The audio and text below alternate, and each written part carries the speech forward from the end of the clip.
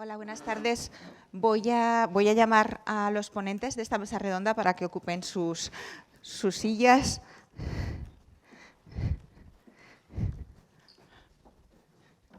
Bueno, en primer lugar, mientras se van sentando, buenas tardes. Como me han presentado, soy Teresa Azcona, directora general de Spainfield Commission para el proyecto de Hub Audiovisual. Nosotros estamos con una red en todo el territorio de España de 43 socios, socios que son comunidades autónomas, ciudades, islas, que todos trabajamos por nuestros territorios para desarrollar el audiovisual como Field Commissions. Dentro del encargo que nos hace el Gobierno dentro del proyecto España Hub Audiovisual de Europa, hay una línea de trabajo que hemos llamado producción virtual, rodajes virtuales, en la que pues estamos desde hace meses con distintas acciones en torno a una preocupación y también a una oportunidad que es todo el mundo de la producción virtual. Tuvimos una reunión en Tarrasa con más de 30 expertos, de los cuales forman parte estos 4 señores, y que creo que saldrá un poco en la conversación. Pero bueno, ya sin más, les voy a presentar, y bueno, empezando por la derecha tenemos a Manuel Ramírez, que es director de estudio en El Ranchito. A su lado, Víctor Feliz, que es cofundador de 4D Scanner. Tenemos a Francisco Menéndez, que es abogado, socio en la firma USI & Fay, me lo tengo que aprender, Willow. Y a mi lado, Luis Cueto, que está en el Gobierno de España y, en particular, él es asesor en la Vicepresidencia Económica, en el Ministerio de Asuntos Económicos y Transformación Digital. De su mano, de la mano del Ministerio y en particular de la Secretaría de Estado de Infraestructuras de Telecomunicaciones e Infraestructuras Digitales, es cómo estamos nosotros trabajando esta línea de producción virtual desde Spainfield Commission. Yo creo que lo que vamos a hacer es que cada uno hagáis una breve exposición, que lancéis aquellos mensajes que, cuando veníais pensando en esta mesa, queréis lanzar, y luego ya conversamos un poco entre todos, si os parece bien. Le voy a dar en primer lugar la palabra a Luis Cueto. Pues gracias, Teresa. No sé si se oye. No. ¿Sí? Pues menos mal que está Teresa, porque estamos aquí adoleciendo de una presencia femenina tan escasa. Este mundillo me ha parecido de lo más machista, porque hay poquísimas mujeres. Esto es una cosa tremenda. Ayer en la fiesta conté 4 sobre 50 o algo así. Y encima en esta mesa 4 de... Pero en fin, dicho solo por provocar. Tengo que decir que hay más mujeres aquí que en la fiesta. Ya lo creo. Lo cual está... Pero bueno, como decía Teresa, el Gobierno de España, cuando le planteó a Bruselas en qué te gastas 70.000 millones que te voy a dar, tomó la decisión de identificar 25 sectores. 25 sectores que podían ser esos u otros, y fueron biotecnología, coche eléctrico, el español, no sé qué, y uno de ellos fue el audiovisual. No es ninguna tontería declarar el audiovisual como uno de los sectores estratégicos, no solo por conseguir dinero, que eso es la savia de cualquier planta, sino apoyo público y generación de redes. El Gobierno de España decidió meter 2.000 millones en este tema y, cajoncito a cajoncito, una parte la lleva Cultura, otra parte la lleva el Ministerio de Economía, y en concreto identificó, y al hacer un papelito dijo, bueno, ¿y cuánto nos estamos gastando nosotros en el rollo este del audiovisual? Nos pidieron que juntáramos los números en un papel y vimos que entre deducciones fiscales, créditos del ICA, préstamos de ACREA, SGR, no sé qué, salían 400 millones cada año, que la verdad es que no es bastante pasta. Lo que pasa es que está desperdigada y nadie la cuenta, pero la juntamos y impresiona bastante. Además de ese dinero de todos los españoles, metimos 100 millones de euros en estos proyectos.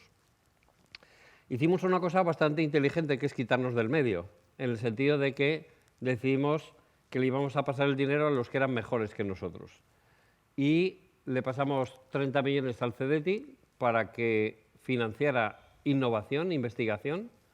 Puede que alguno de vosotros haya pedido alguna de las ayudas por 30 millones que le dimos al CEDETI, porque en vez de comprar tecnología, si la hacemos aquí, tanto mejor. Le dimos 20 millones al ICEX para que cualquiera de vosotros que quiere llevar sus proyectos a Cannes o a Toronto o a Shanghái o a San Francisco le ayuden. Le dimos 20 millones a Televisión Española para que haga la parrilla mucho mejor que la de Netflix y el antiguo Televisión a la Carta se convirtió en RTV Play y ahora será RTV Play 2.0 y a varios proyectos. Por cierto, me dicen en el Ministerio que no deje de hacer publicidad para que el día 12 de julio os apuntéis, si queréis, a un webinar donde con los 20 y tantos millones que le dimos a Televisión Española están buscando los mejores profesionales para que den clase en virtual. Televisión Española le dio al Instituto de Radio Televisión Española una pasta y están haciendo cientos de cursos de formación y buscan buenos profesionales que quieran ser profes. El día 12 hacemos un webinar para explicarlo, o sea que si os apuntáis, en el caso este con la Madrid Film Commission, por tanto, hecho el anuncio. Entro ya en materia. Uno de los trabajos que hicimos es pedirle a la Spain Film Commission, aparte de otras cuestiones, como un LinkedIn en el que ojalá estéis todos vosotros, porque eso es una de las muchas tareas que está haciendo la Spain Film Commission, reflexionará en lo que le podemos llamar, y no sé si vosotros estáis muy acostumbrados a entrar en la cocina o solo en el salón, de cómo se hacen políticas públicas. Cuando alguien aparece una norma en el BOE hay mucho detrás. Y una de las cuestiones que hay detrás es la reflexión de dónde estamos, dónde queremos ir y cómo llegamos. Y en concreto, una reflexión es, ¿los rodajes virtuales van a mandar a la porra el actual sistema de rodajes? Las ciudades que tienen un sistema de turismo de rodajes donde 2.000 personas vienen a rodar una escena, se quedan en los hoteles, en los restaurantes, ¿le quedan 3 días o no? Y si al final lo que ahora parece, nos lo dirán Víctor y Manuel, que saben de esto en esta mesa más que todos los demás, en Tarrasa nos decían, ¿te acuerdas, Teresa? Nos decían, bueno, tranquilos, tranquilos, ahora mismo lo virtual en un rodaje es el 10%, todavía no es el 100%, es el 10%. Metes efectos en escenas que has rodado yendo a la Alhambra de Granada o a la Torre de Hércules. Ahora, la pregunta es, si pasado mañana una empresa con la altísima tecnología, NERD o la que sea, hoy nos contaba Manuel que esa mesa que había estado antes que nosotros, que hoy todavía es una tecnología incipiente, a ver dónde llega, si mañana rueda en la Torre de Hércules y se la lleva a Netflix y ya nunca vuelve y se la pasa a HBO o a quien sea y deja de ser coruñesa porque es virtual, ¿eso hay que tener cuidado o no? ¿Hay que tener cautela a la hora de autorizar los rodajes o no hay que hacerlo? ¿Eso es un peligro o una oportunidad? En vez de decir, ya hemos perdido la Torre de Hércules, al revés, hemos ganado 2 millones de Torre de Hércules en miles de rodajes que no vendrían y que gracias a que estén en producciones vendrá gente a ver qué es eso de Coruña donde vi aquella torre o lo que sea. Pues si respondemos una cosa, fabuloso, si respondemos otra, jodido.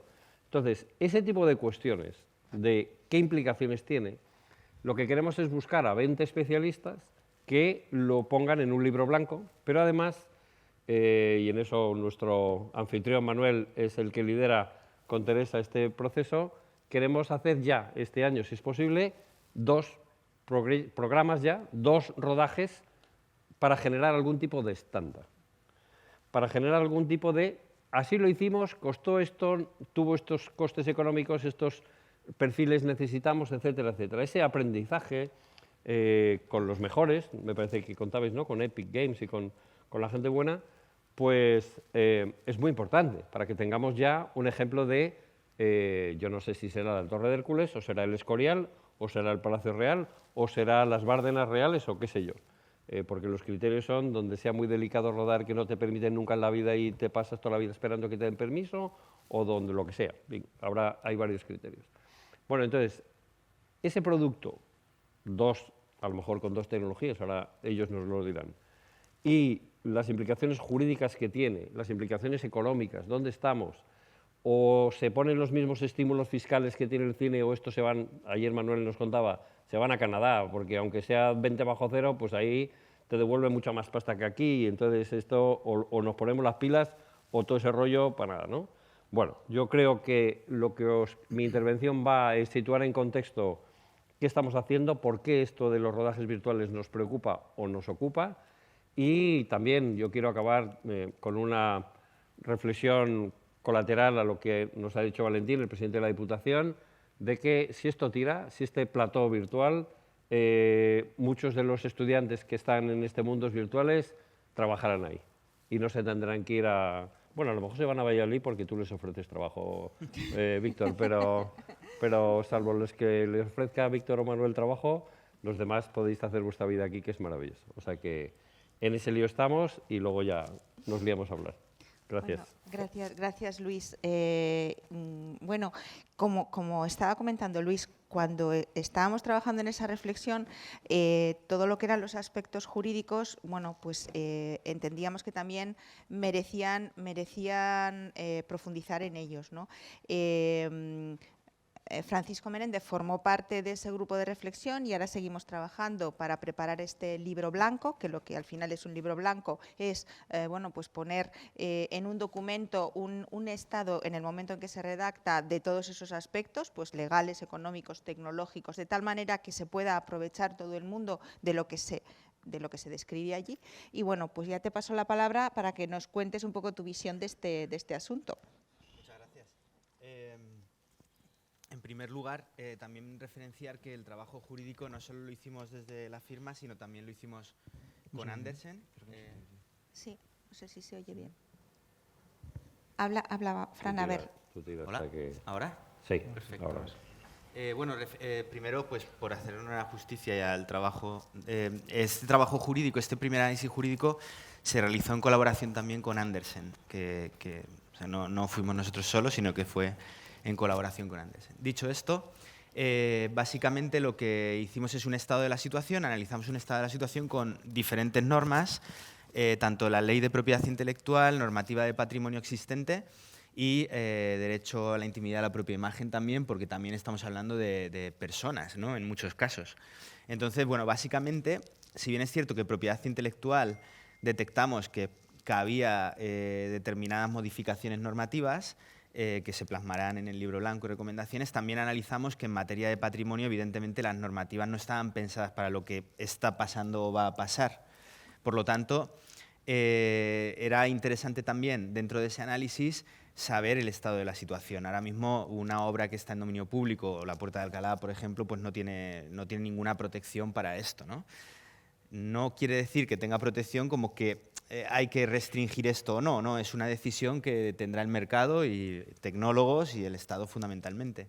Entonces, después de esto, también detectábamos que las Film Commission normalmente o las autoridades responsables de la gestión de grabaciones virtuales o físicas no tienen herramientas de control para saber dónde se insertan estas obras, con lo cual al final ¿qué sucede, no? O sea, ¿para qué cedo yo la Torre de Hércules si nadie sabe dónde está la Torre de Hércules ni qué, ¿no? Entonces eso al final no solo es una cuestión de economía del rodaje, sino economía también, el impacto que la economía tiene en el turismo. Entonces también, básicamente lo que se va a recomendar dentro del libro blanco es unas autorizaciones no solo de rodajes, para que tengan a disposición las autoridades, Film Commission y demás, sino también una serie de autorizaciones ya en sede de localizaciones, ¿no? Es decir, necesitamos saber para qué vienen los localizadores.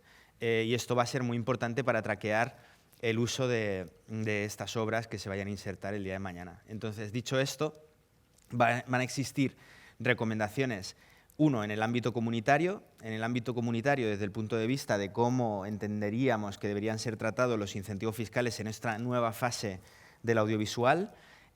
También existirán diálogos con respecto a lo que es el patrimonio y el derecho comparado, ¿no? Por ejemplo, en Italia o en Egipto, que tiene una casuística muy diferente de protección y de básicamente que no se puede, ¿no?, rodar algo que... Solo no te dejan grabar si no pagas en Egipto y en Italia.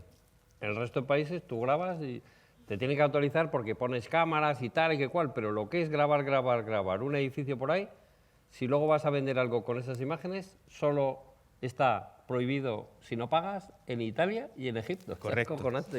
Yo no lo sabía. Exacto, sí que luego es cierto que existen ciertas excepciones no muy lejos, por ejemplo en Bilbao con el Guggenheim, que protege el Guggenheim como derecho marcario y por lo tanto tienes que pagar una tasa, pero es muy concreto. Entonces estuvimos analizando también el derecho comparado y también el derecho marcario con respecto a esto. La Tour Eiffel, por ejemplo, también pasa lo mismo. Entonces estuvimos analizando todo esto. Esto lo vais a... La Torre Eiffel acaba de salir en el vídeo del Ya lo he visto y yo lo he visto. Tengo que decir. No es la Torre Eiffel, es una parecida. Lo he visto y justo lo he pensado, pero no quería decir nada. Víctor. Entonces, Menos mal que se ha ido el presidente de la Diputación. dicho esto, pues este tipo de uno, ¿dónde estamos y dónde queremos estar o qué recomendaciones lanzaremos en base a lo que los tecnólogos nos digáis y el Estado decida como estrategia realizar, ¿no?, con la Field Commission? Entonces, no quiero quitar mucho más tiempo, pero más o menos va a ir por ahí el análisis que mostraremos en el libro blanco, que será súper interesante. Y además, perdona, Fran, no solo rodar edificios, sino qué pasa cuando ruedas actores, que tú nos lo contaste y igual ahora lo vas a meter en el Sí, libro. ahora Víctor nos va a hablar, Víctor Feliz de Ford Scanner, que también estuvo en Tarrasa. Ya todos tenéis mucha envidia de lo que pasó en Tarrasa, así que, pero bueno, hemos venido precisamente aquí a Mundos Digitales a contarlo. Víctor, cuéntanos. Yo, aprovecho que tengo un poco el micro como tipo boy band, me voy a asignar el rol del Grinch. Yo soy de los que cree que la mitad de los trabajos van a desaparecer, eso está claro. O sea, de aquí a unos años, lo que hay que intentar es que si ponemos, por ejemplo, que hay 100 trabajos a nivel mundial y España tiene 10, que España pase a tener 15 en lugar de 5. Tendrán que desaparecer de otros países, pero lo que tenemos que luchar un poco por traerlo hacia aquí. Y además ahora creo que se está dando un poco, en nuestro caso lo estamos viviendo, se da la vuelta a la tortilla. Ahora es la tecnología la que atrae el rodaje, no es al revés. No es yo voy a grabar a la Torre Eiffel, me tengo que llevar todo allí. Ahora es al revés. En nuestro caso, por ejemplo, tenemos un rodaje la semana que viene, vienen a Valladolid por un tema de escaneo, pero aprovechan y graban, es una empresa londinense para un producto en Arabia, pero bueno, graban pistas de tenis, graban oficinas, cosas que se pueden grabar en cualquier sitio del mundo, pero si tienes un polo de atracción tecnológico, te van a venir a grabar, van a gastar dinero en hoteles, van a conocer la ciudad, vestuario, maquillaje, restaurantes, todo se beneficia de esa atracción tecnológica. En mi caso, lo que me pilla directamente es la afección a escaneos de personajes a nivel de escenarios. Por supuesto, Manuel es el indicado. Y bueno, en nuestro caso lo que hacemos es, como son figurantes digitales, trabajan con una figura que es la de figurante sin diálogo, con lo cual es muy sencillito gestionar todo ese tipo de permisos. Si fueran actores principales ya habría que darle otra vueltita más, pero bueno, quizá Manuel, sobre todo para el tema tecnológico en general, es Manuel el más indicado. Pues nosotros en el... ¿Se me oye? Sí. En el ranchito, como estudio de efectos visuales, estamos acostumbradísimos a trabajar con copias digitales de entornos, de monumentos, de personas a modo de digitables. Y nuestra función en este escenario que estáis viendo es un poco dar una idea de cuál es el momento tecnológico en lo referente a capturas de entornos, ¿vale?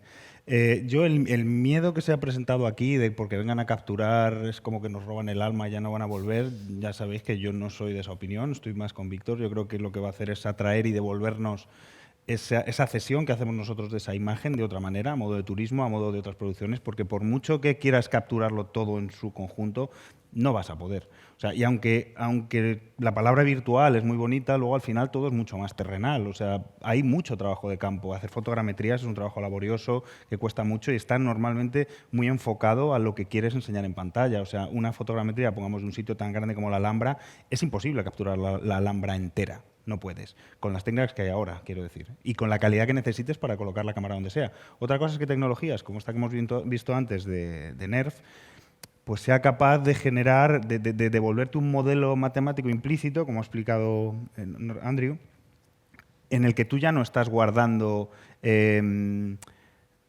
datos discretos, sino que tú tienes un modelo que te va a devolver una imagen en función de donde tú quieras poner la cámara. A lo mejor, con los años, eso sí podría ser algo que completamente te puedas trasladar una localización para siempre, que lo dudo, pero bueno. Incluso nosotros, habiendo trabajado en muchas producciones donde se han repetido escenarios, muchas veces hay que volver porque simplemente el director ha querido mostrar otro punto de vista nuevo, entonces eso te obliga a ir y volver a fotogrametrizar entero. Al margen de todo esto, que es como muy difuso, este libro blanco, otra de las cosas que quiere mostrar es como como una receta de cómo debería hacerse eso para que todo el mundo lo haga igual, al menos a nivel nacional, ¿no? Si no me equivoco. Y bueno, la verdad es que lo de Terrassa estuvo muy interesante, porque las conversaciones empezaron como a fluir y a tomar tintes un poco filosóficos de qué consideras tú que es capturar algo, porque bueno, en realidad la frase de ponerle puertas al campo también salió muchas veces, porque si bien tú no vas a darle a la gente esta copia del patrimonio, perfectamente pueden ir ellos a Google, buscar fotografías y remodelarlo ellos. O sea, que es un poco el tomar la decisión de si queremos ayudar a la gente a que use algo que nosotros hemos dado por bueno o que, por contra, les demos la oportunidad de hacer ellos lo que quieran o la interpretación que ellos vean las diferentes. Eso por no hablar de tecnologías de IA que son capaces de coger 100 millones de fotos y regenerarte el modelo 3D. Entonces, yo creo que como es imposible ir en contra de eso, lo único que hacer es causarnos dolor, yo soy más de la opinión de Víctor. Démosle todo. Es que no... además tú puedes proteger la Casa Batlló porque es muy identitaria, pero el castillo de Loarre, tú puedes pedirle a Midjourney, yo quiero un castillo medieval español, Claro. y no es el de Loarre, pero para él les va a hacer el apaño igual. Obviamente, cosas muy puntuales, muy específicas, no, pero el patrimonio general, intentar proteger eso es imposible. Y perdón, una última cosa. Y para la gente que está aprendiendo, o sea, tener a disposición de manera gratuita toda esa cantidad de arquitectura, de escenas, de imágenes, yo creo que solo va a generar cosas buenas. Que a lo mejor hay uno o dos que lo usan de manera, pues a lo mejor siempre los hay. Pero creo que el beneficio va a ser mucho mayor. Es verdad que, si os fijáis, ahora mismo las autoridades turísticas de toda España, desde el último pueblo hasta la Diputación, hasta la Junta de Andalucía, la Junta de Galicia, se está gastando una burrada de dinero en hacer fotos del pazo de no sé qué, del parador de no sé cuánto, no sé qué, fotos o vídeos.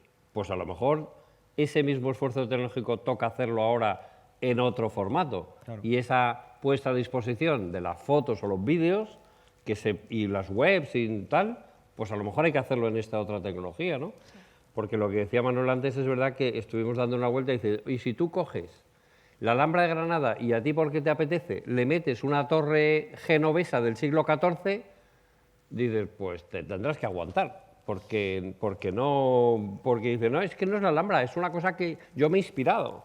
Entonces, si se pudiera proteger, vale, pero nos contabais que los italianos lo pasan fatal intentando meter capones y cobrar la pasta a los que usan el Coliseo y no sé qué, ¿no? Sí, luego lo que era la persecución, pues era tan compleja y tan difícil que realmente por mucho que prohibieran no era posible. Me hace gracia lo que has dicho, Manuel, lo de que nos roban el alma, porque sí que hay culturas en las que, por ejemplo, la fotografía, no quieren que les hagan fotografías porque la fotografía es como que les roban el alma, ¿no? Entonces, en este caso, yo creo que sí que hubo un consenso en torno a lo que estaban comentando Víctor y Manuel. Es decir, entendemos que desde la visión, ya digo, Spainfield Commission al final representa pues desde ayuntamientos de ciudades hasta comunidades autónomas, ¿no?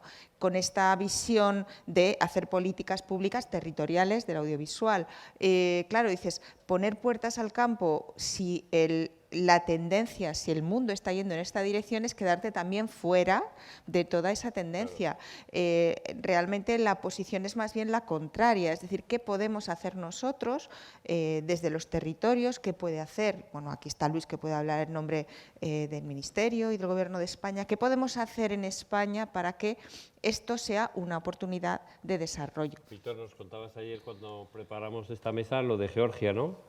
Lo del estado de Georgia, ¿no? Que te dice, oye, tío, claro, vale, yo te doy esa, cógela, vale, venga, tal, lo que te dé la gana. Pero en los créditos, así de gordo, durante 4 segundos me tienes que poner, no sé qué, ¿no? Te piden un tamaño en pantalla durante un tiempo donde has grabado, por ejemplo, aquí la Torre de Hércules. Pues si la has grabado, tendrás que tener en los créditos a cierto tamaño de pantalla durante no sé cuántos segundos el logotipo de la Diputación de Coruña, por decir algo, para intentar traer turismo, para dar a conocer el patrimonio. Y es que es lo mejor que puedes solventar ahora mismo. Eso ya lo están haciendo, decías, ¿no? Sí, no, eso llevan a lo mejor 10 años.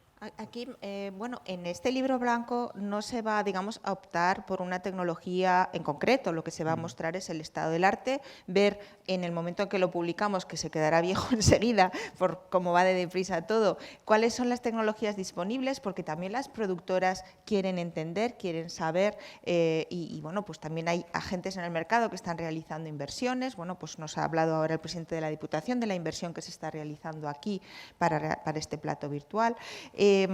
Nosotros vamos a dar ese pasito más de, además, proponer cómo tendrían que ser los permisos y autorizaciones para contemplar esta realidad, pero como digo, sin esa vocación de poner puertas al campo, sino de ser muy conscientes de lo que ocurre cuando alguien viene a grabar determinado patrimonio. Y por último, vamos a generar estos modelos, vamos a hacer una inversión en grabar un par de localizaciones, buscando hacerlo con una tecnología lo más estándar posible para que se pueda usar. Es decir, que eso que se graba se pueda usar de forma libre como una demostración, ¿vale?, de lo que estamos haciendo. Y ahí, bueno, pues sabemos que también hay empresas privadas realizando esto, tampoco se trata de competir, queremos trabajar sobre localizaciones no imposibles, pero sí difíciles, es decir, bueno, pues ofrezcamos algo que en la vida real, en la práctica, es muy difícil hacer, ¿no? Yo me recuerdo ahora mismo en Berlín un foro sobre este mismo tema que organizó la Comisión Europea y, bueno, pues se nos explicó la experiencia del campo de concentración de Auschwitz. Bueno, pues lo que han hecho es precisamente eso, una grabación para, en este caso, sí con un objetivo de control, es decir, que no se pueda utilizar un rodaje o la imagen de Auschwitz para cualquier cosa, ¿vale? Ni tampoco quieren tener allí, bueno, pues crews rondando por Auschwitz, montando líos todos los días, ¿no? Entonces, bueno, al final hay esos huecos, ¿no?, en los que cada vez es más claro. Yo no llevo reloj, soy una moderadora espantosa, pero... Son y 10. No, es que por dejar un ratito al final también para preguntas. Yo creo que podemos seguir hablando, pero ya si alguien del público tiene alguna pregunta, que vaya interrumpiendo, que levante la mano. Mira, pues por ahí tenemos una, como queráis. Sí, sí, mejor. ¿Queréis que empecemos? Mientras llega el micrófono. De todas formas, esto de Auschwitz, ¿tú te acuerdas? Fuiste tú, Manuel, quien nos contó que la Fontana de Trevi hay en Internet 12 millones de fotos. Sí. Y o lo contaste tú, ¿no? Y dices, bueno, sí. Ahora dices, que nadie grabe la Fontana de Trevi. La sopla, porque si es que yo ya con una inteligencia artificial la hago de día, de noche, con nieve, sin nieve, con lluvia, con niebla, con no sé qué. A día de hoy puedes verla desde cualquier ángulo, con cualquier situación lumínica y la puedes cambiar tú en tiempo real a ver cómo la quieres ver. Es decir, proteger cosas, o sea, y eso será de lo más protegido de Italia, en el país más protector. Y encima la ha subido la gente. Sí. O sea, ¿y a quién le reclamas? Porque cada uno ha subido una imagen y han utilizado 50.000. ¿Qué vas a poner 50.000? No tiene sentido. Y es que tampoco puedes, porque lo que tú luego estás modificando es un modelo matemático que no es nada. O sea, es una entelequia, no puedes registrar eso. Claro. Sí. Bueno, teníamos ya una pregunta. Hola, buenas. Yo tenía una pregunta respecto a las tecnologías de este plato virtual que se va a habilitar. Quería saber si en todo este tema de las producciones virtuales solo vais a apostar por la tecnología LED, que es la que más está un poco sonando y haciéndose presente, pero si a lo mejor ibais a apostar por otras tecnologías, como por ejemplo un rodaje virtual en tiempo real haciendo uso de croma, que por ejemplo en Madrid, en Tres Cantos, cerca de Netflix, se está apostando mucho por eso. Y quería preguntar si esa era otra opción que barajabais o qué barajabais. Bueno, imagino que te refieres a MC Factory, ¿verdad? Sí, yo casi... ¿Tú tienes información sobre lo que han presentado antes del plato de aquí de Yo del Coruña? plato de aquí sí. Sé que creo que la pregunta va por ahí y luego le contesto Claro. yo respecto al libro. Sé que va a haber instalaciones adicionales, no sé si va a haber en concreto alguno con croma. Imagino que te refieres a MC Factory. No sé cuál es el camino correcto en realidad, pero sí que es verdad que vamos a decir que el 90% de la industria potente está tirando hacia LED y el otro 10% a por el Super Black, que el croma sí que se está quedando un poco atrás. El Super Black puede ser la alternativa más importante a croma. Aquí están apostando por el LED y como la mayor parte de las empresas grandes. No sé si habrá alguno de croma, que es bastante barato, entre comillas, de reproducir una vez que tienes el otro plato al lado. Sí. En cuanto a lo que es el libro blanco y la reflexión que estamos haciendo, precisamente lo que se va a describir es las distintas tecnologías existentes. De hecho, MR Factory es una de las empresas con la que bueno, pues hemos hablado y nos ha aportado también su experiencia. Aquí, bueno, claro, luego ya en cada proyecto, pues cada decisor pues opta por lo que bueno, pues entiende que es más interesante, ¿no? Pero en principio están abiertas las opciones porque, bueno, ahora mismo en España y en todas partes pues están utilizando distintas tecnologías. También quiero recordar aquí que, bueno, que en España hay un fabricante de pantallas LED muy importante. Que no sé si estará por aquí, además, porque le he visto antes. ¿Ah, sí? Sí. Bueno, Sí, bueno, pues, tiene una fábrica en Huelva, en Bolillos del Condado. Yo he estado en la fábrica, ¿vosotros habéis estado? yo no, pero yo les conozco. Bueno, pues sí. es una de las fábricas de pantallas LED más importantes, si no la Sí, más sí. importante de Sí, Europa, es- y la tenemos aquí. Y a nivel de investigación, súper top mundial. O sea, Sí. es otro. Y están en un pueblo de Huelva, es un poco raro, pero. sí. No, raro, no. Una vez Sí, estás sí, sí. dentro lo entiendes todo. No, y aparte, es verdad que están algunos de los platos, bueno, lo que se está equipando en España, me imagino que también está utilizando tecnología Sí, de este sí. fabricante. Bueno, justo el de aquí de Coruña todavía no está, o sea, están en fase de concurso, con lo cual todos los fabricantes se presentarán Claro. ahora a ver a quién se lo adjudican. Varios de la gente que se presenta probablemente utilizará esta tecnología. No se sabe cuál van a utilizar porque no está adjudicado simplemente. O sea, Pero- creo que mi pregunta la he enfocado mal. O sea, me refería más bien a cuál es la versatilidad que va a tener este espacio, porque a lo mejor se podría hacer, pues, por ejemplo, hablaba con Óscar Olarte, que es el creador de MR Factory, y me comentaba que a lo mejor la propuesta idónea sería un espacio híbrido que incorporase varias de estas tecnologías y se usasen en función del caso que se prestase, ¿no? En función de la producción, en función de sus necesidades, se incorporase una tecnología u otra.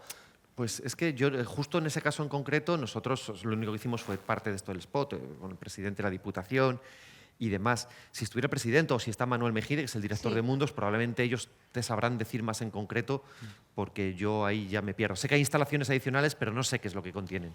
De todas formas, lo que yo intuyo, no lo sé, pero intuyo, es que como hay unos plazos muy jodidos para gastarse el dinero y justificar a Bruselas, como te compliques mucho la vida, no ejecutas. Eso por un lado. Y dos, compitieron para el dinero que dábamos en el Ministerio, Barcelona, Murcia, Sevilla, Canarias, no sé qué.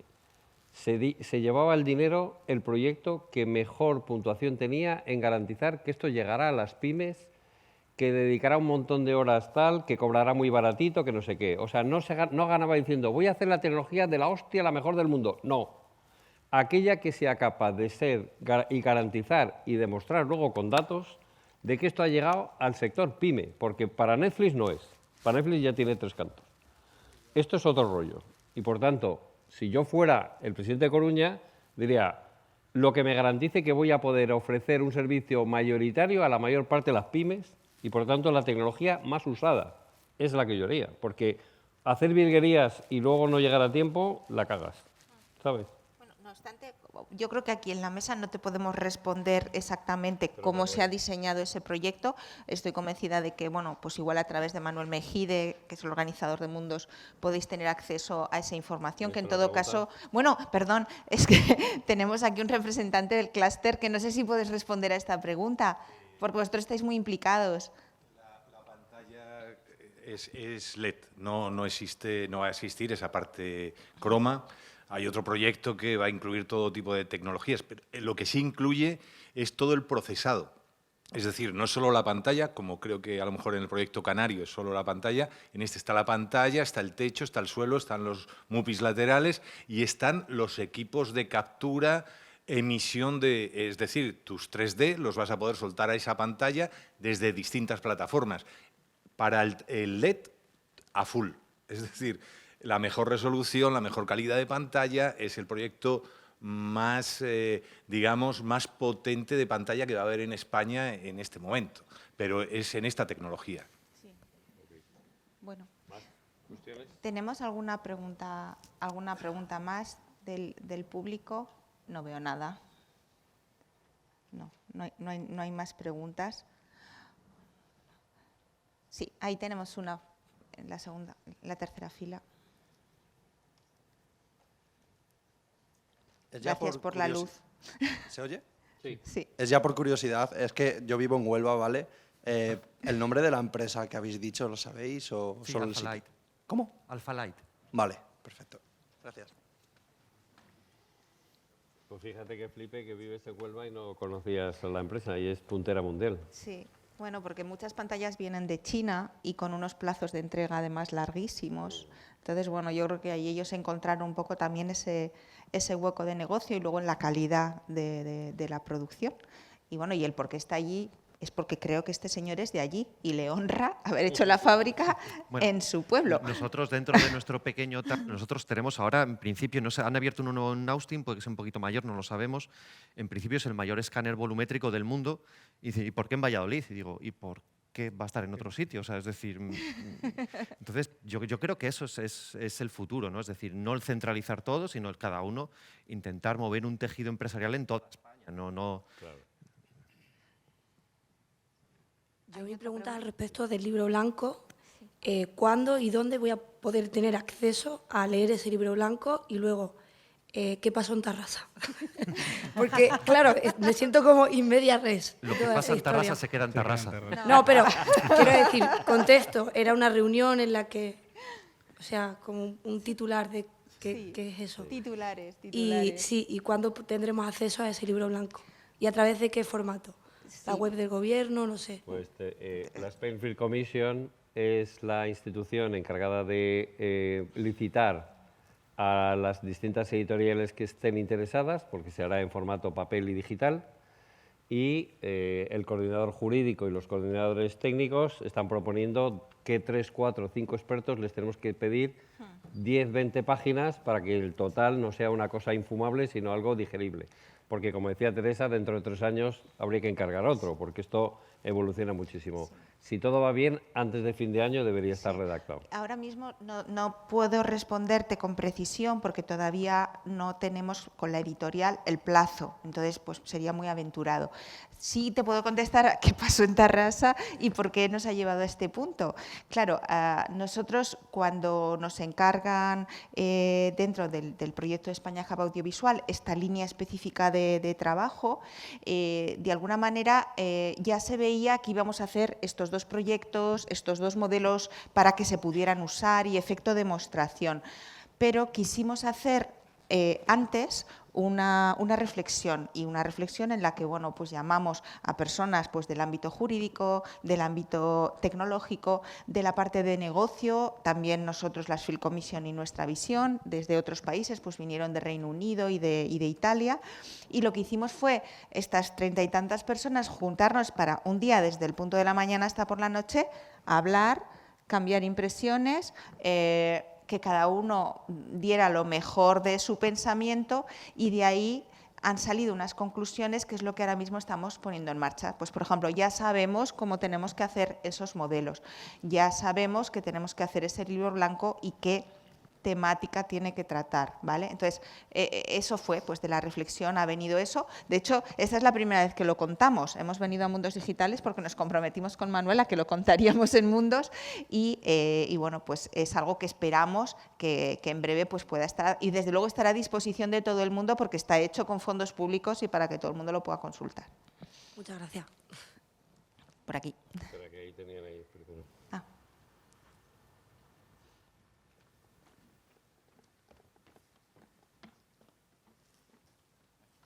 Bueno, primero un saludo para Luis, que te sigo en redes y la verdad es que soy muy fan de todo lo que haces. Y una de las preguntas que se me planteó fue, ¿qué pasaría, por ejemplo, que si hay algún plan o se dedica, cuánto se dedica de recursos y de recurso cerebral a qué pasa si se queda obsoleto antes de que se acabe? Por ejemplo, una de las ideas que comentabais de que las ciudades escanearan sus propios monumentos y pudieran crear esos entornos virtuales para vender, alquilar, prestar, etc., puede ser un competidor directo del rodaje virtual, porque si tú tienes toda la información de iluminación, de geometría y de ubicación de cámara, nada te impediría, por ejemplo, crearte tu propio HDR y tu propio entorno virtual sin necesidad de pasar por el rodaje virtual. No, el rodaje virtual lo que te ayuda es a grabar en cámara los efectos. Es un rodaje, necesitas el 3D, necesitas el HDR, necesitas lo que tú quieras, y lo que grabas es directamente en cámara a los actores como si estuvieran en la localización. Es decir, que todo esto serían servicios complementarios que ayudarían a mejorar esos rodajes virtuales. No serían un sustituto nunca.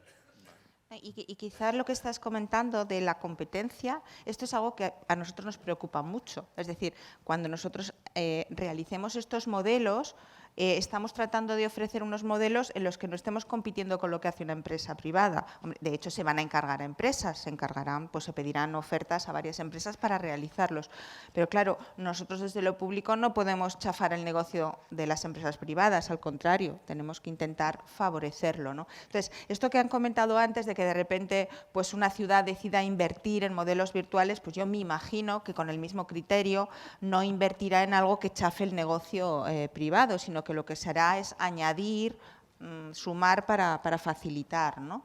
Yo voy a hacer una anotación a lo que has dicho. Es que no siempre, o sea, no es cuestión de que tú vayas a quitarle trabajo a la empresa privada, es que hay sitios a donde la empresa privada no llega.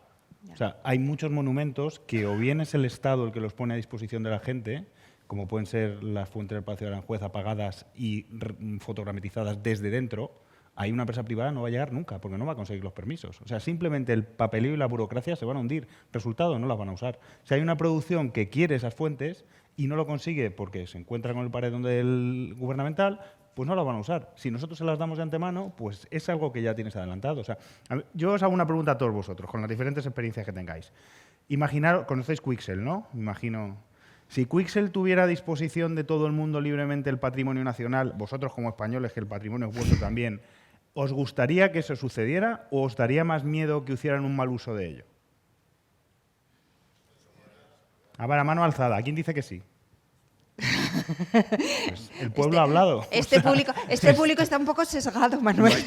No, es que cuando tú te enfrentas a tener que hacer efectos o a tener que crear las cosas de cero, una ayuda como esta que estamos proponiendo nosotros, de que tengas algo tan espectacular como no tiene nadie, como es el patrimonio nacional español, es una ayuda tremenda. Y directamente te puedes sesgar los proyectos hacia hacerlos aquí.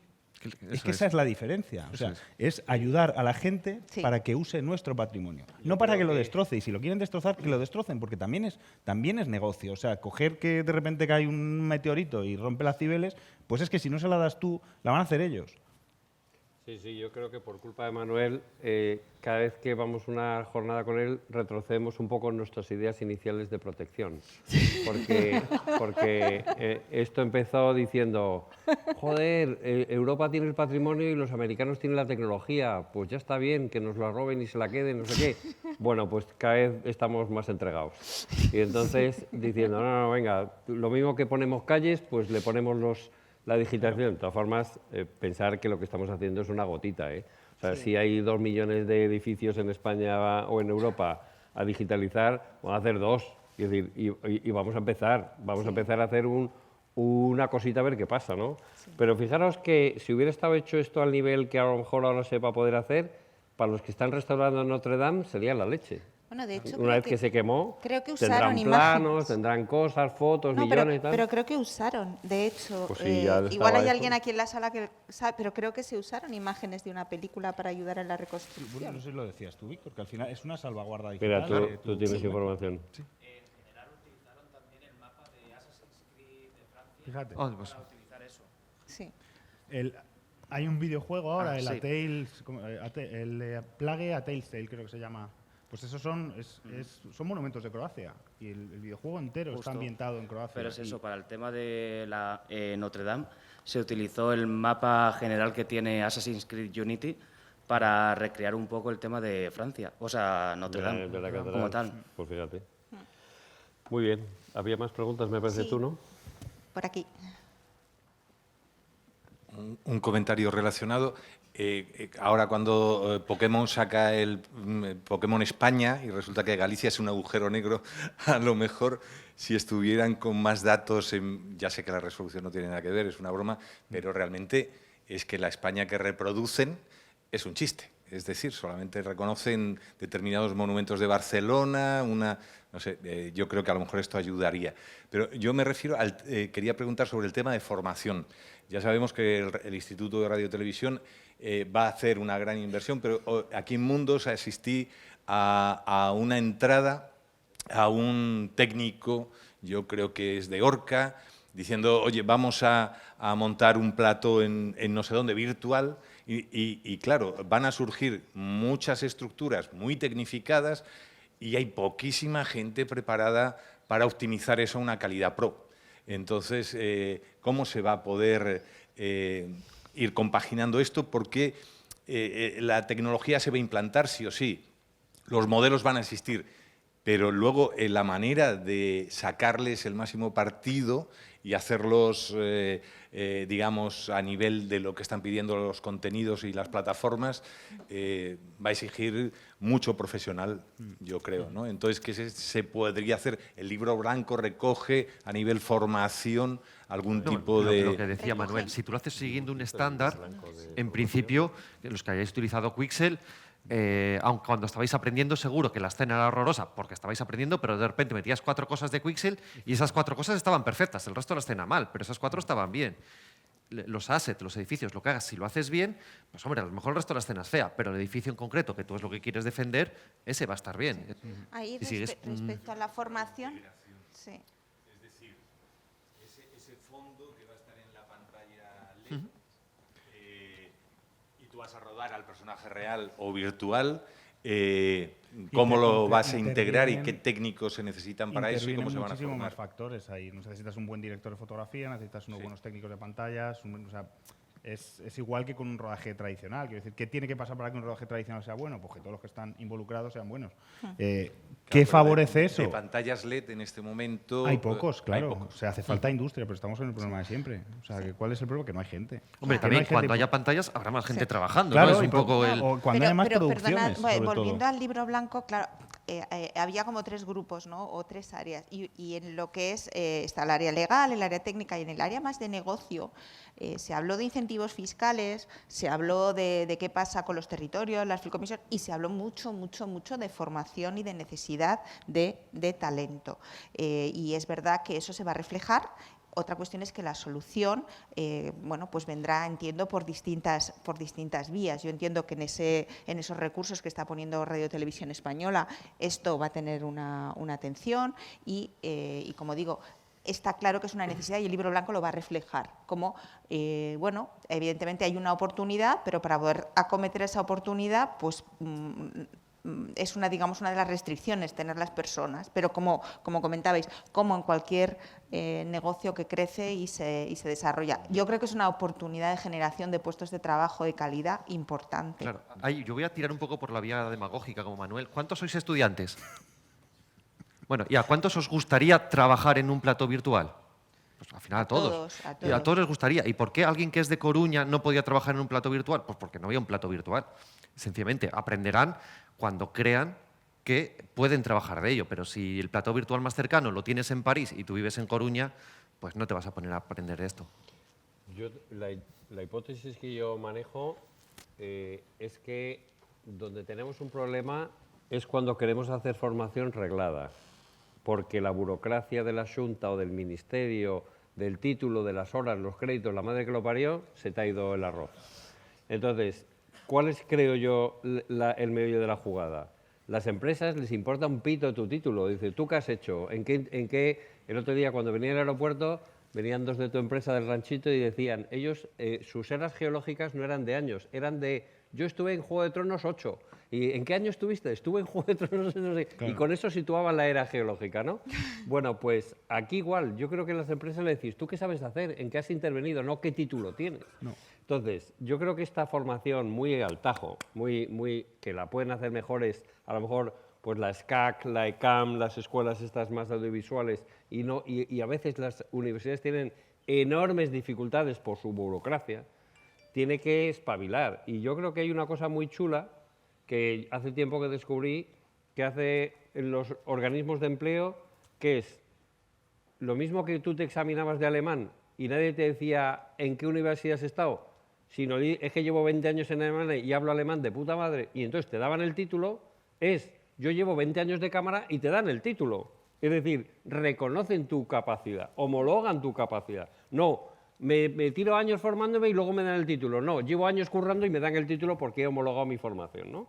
Entonces, esa forma inversa de jugar, el papelito, vale, lo tengo, pero en realidad lo que mola es lo que yo llevo años haciendo y aquí está mi currículum y he trabajado con esta gente, eso es la formación, que yo creo que va a ser necesaria en estas cosas que además cambian tanto. Sí, pero vamos, que tiene que estar en el mapa. Es decir, que al final va a hacer falta. Va a hacer falta de una manera, de otra, con una forma, con otra, pero no muy alejado de lo que todo este sector que está aquí en Mundos Digitales vive con el resto de las tecnologías. Mira, a mí ¿no? me decían los de la, ¿cómo se llama la de Cataluña? SCAC, ¿no? SCAC. La SCAC me decía, viene Netflix y me pide que le forme 20 personas y en cuanto las forme las contrata. Y decían los de las SCAC, sí, hombre, págamelo, ¿yo cómo les voy a formar?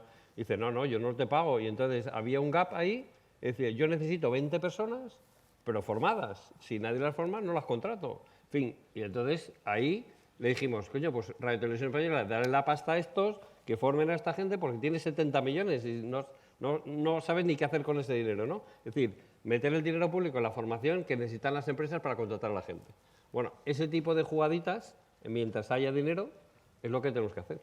De todas maneras, uno de los problemas que tiene la industria ahora mismo no es tanto a nivel de formación, sino de puestos medios y seniors. Eso también lo aviso, que se nos han ido. O sea, y lo discutíamos ayer. Ha habido una huida masiva de gente a Montreal, un sitio donde hace menos 30 grados en invierno. Y allí están trabajando a palas, porque allí hay industria. Hay muchas empresas, entonces acaban en una, se mueven a otra, pues aquí no nos pasa eso. Entonces, Bueno, pues todo eso permea hacia abajo y... Eso es lo que tenemos que trabajar. Yo no sé si hay alguna pregunta más, porque acabo de ver entrar al ponente de la siguiente charla, que también vamos a seguir un poco con la misma conversación, me parece. No sé si hay alguna última pregunta, alguien que quiera o que se haya quedado con las ganas de sacar algún tema. Pues visto. No tenemos a nadie. Ah, mira, sí, hay una pregunta. Y así pueden ir microfonando a Adrián. Hola, Adrián. Adrián, vete a dar una vueltilla. No, que le están microfonando y mientras le contestamos. Ya está aquí, Sí. aquí.